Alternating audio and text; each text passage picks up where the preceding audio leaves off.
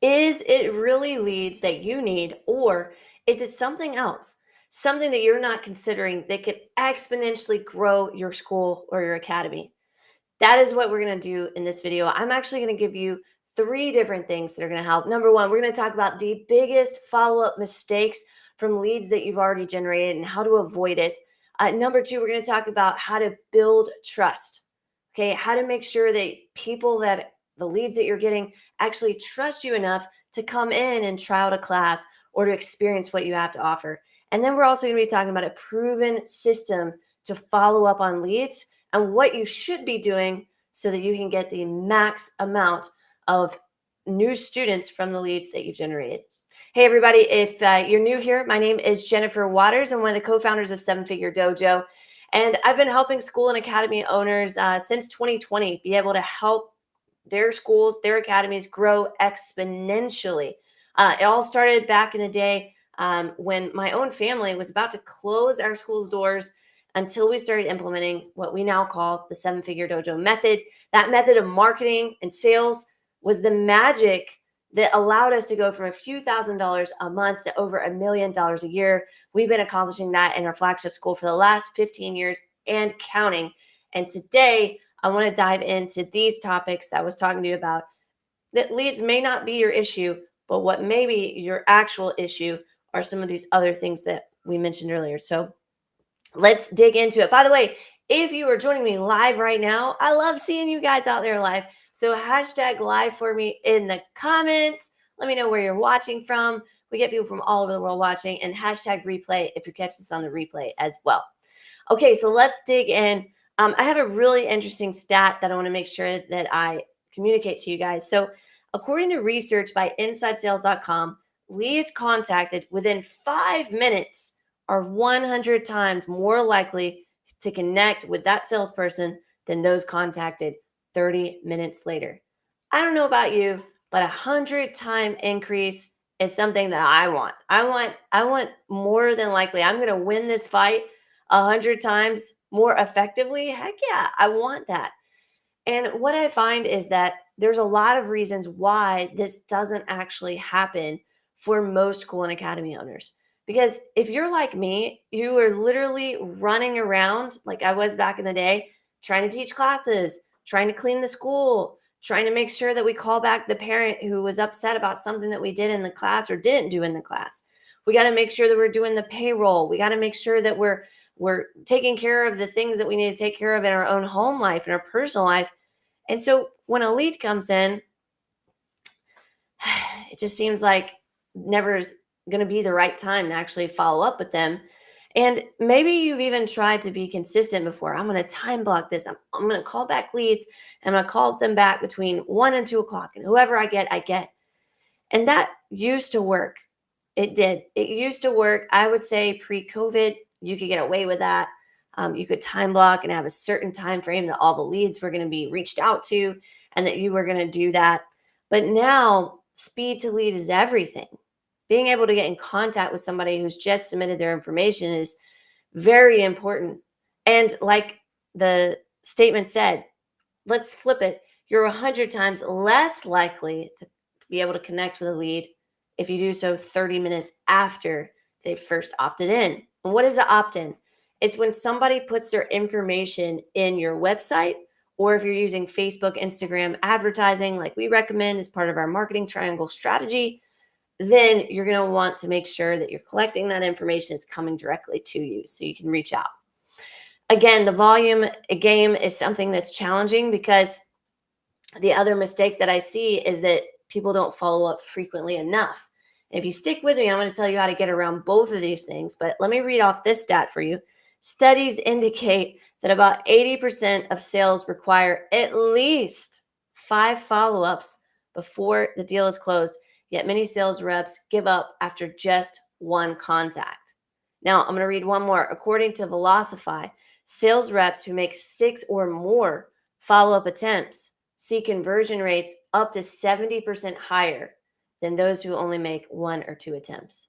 What does this mean?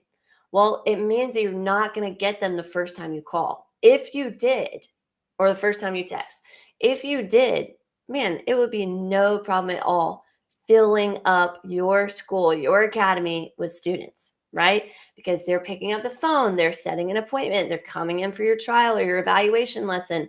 They're doing all these things. But the reality is that it just doesn't work like that. So, what do you do to combat this? Do you do time blocks? Do you call every single lead as soon as they come in? Do you like set up some sort of text automation? Do you set up times to call back people? Like, what does it look like? Yes, it's all of those things. I want to show you how to do this in stages though, because I think it's so important to remember that you have to break through. You have to break through the noise. So if you just think all my leads, they're inundated with noise in their social life, inundated with noise from their kids' lives, inundated with noise from social media, and they're just their everyday life.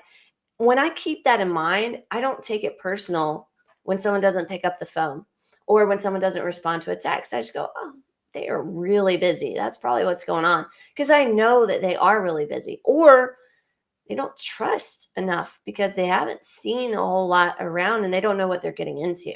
So if you keep both those things in mind, it'll help you a lot.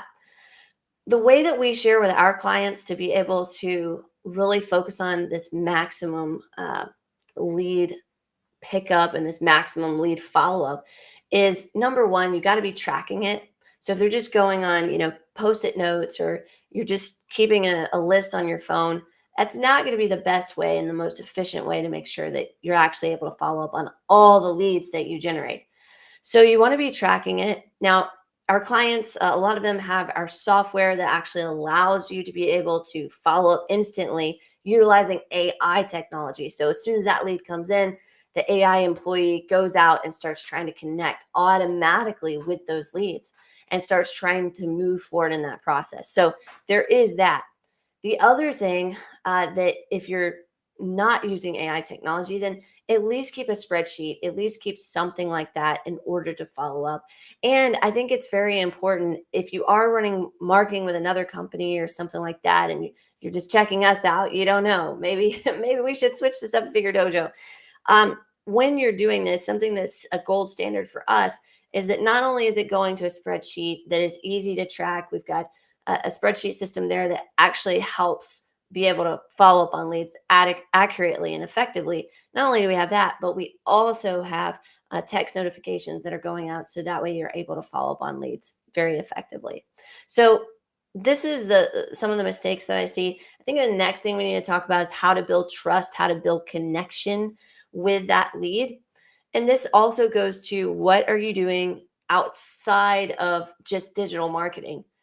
Are you actually in the community? Do people know about you? And I think a mistake that local businesses can make is to believe that our brand, our name is actually something everybody recognizes. Now, just to give you a great example, my family has owned a martial arts school and we've been in martial arts in my town since 1982. That's when my dad first started the school. Now, we broke through and hit our first $1 million year about 15 years ago. So you would think 15 years being in the community at a really high level, doing a lot of things in the community, having hundreds and hundreds of students, that people would know about us. But the reality is my community is very large. It's very transient.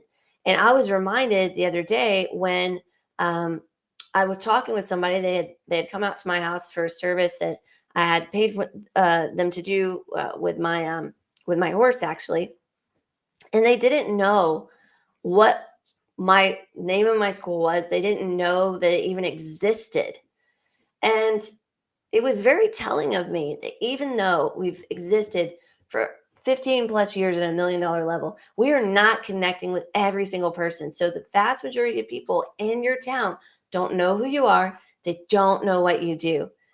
You have a very small footprint. So you've got to constantly work on increasing that footprint, being at community events, having your name out there, not just your name, but constantly being top of mind.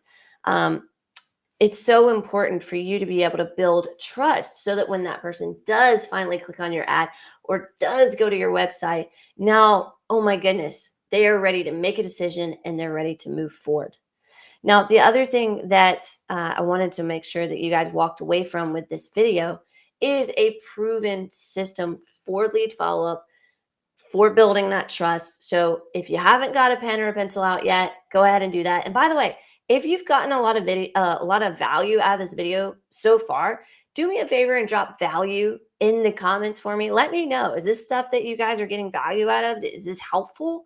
I would love to know. Just drop value in the comments for me. The final thing here is our proven system for follow up. So, this is a system to make sure that you're maximizing the first 3 days.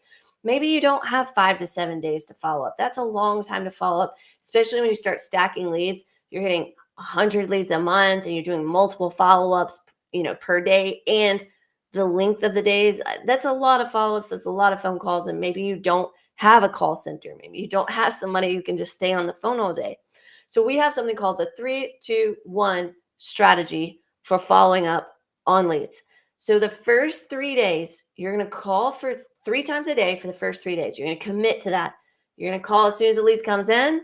You're going to call again, ideally in the afternoon, maybe right around when school gets out for most parents, as 3 to 4. And then you're going to call again later in the evening after things have settled down. So 6:30, 7 o'clock, and you're going to try to call them. So you're going to do that 3 times for 3 days. Now on the second and the third day, I would do morning, I would do lunch, and then I would do like after work hours. So you could try to get in touch with them that way. Every day, you're going to send 2 text messages. So that first call of the day, it's like, hey, just try calling, blah, blah, blah, blah, right? And then that second call of the day, you're not going to leave a text. You're going to leave a voicemail, which is the one. So I'm going to leave a voicemail on that second call of the day. And then the third call of the day, I'm going to send another text message.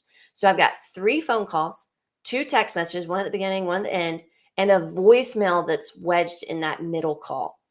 And I want to do that for 3 days. Now, that's going to give you a lot of touch points. That's going to give you a lot of velocity when it comes to being able to follow up on these leads and get people answering the phones. The biggest challenge I see is that people have is not that they're not generating leads. And a lot of times it goes back to, well, these leads aren't great quality. They're not picking up the phone. It's not even about that. It's not that the leads aren't great quality. A lead at this stage is just someone who's raised their hand and said, yeah, I'm interested. The difference maker is the amount of follow-up that you put into following up on these leads to get them booked in. And a great quote is, we always fall to the level of our systems and we don't rise to the level of our goals. Meaning, if you're not getting your goals, if you're not achieving your goals, it's probably because your systems that you've established aren't actually allowing it. Hey, listen, if you need help with your school or academy, I'd love to help you. Right now, you can take a test drive of our entire system. So you come in, you get started with us. We will have a 30-day test drive for you. All you got to do, comment test drive, and then one of my team or myself will reach out with all the details. All right, I'll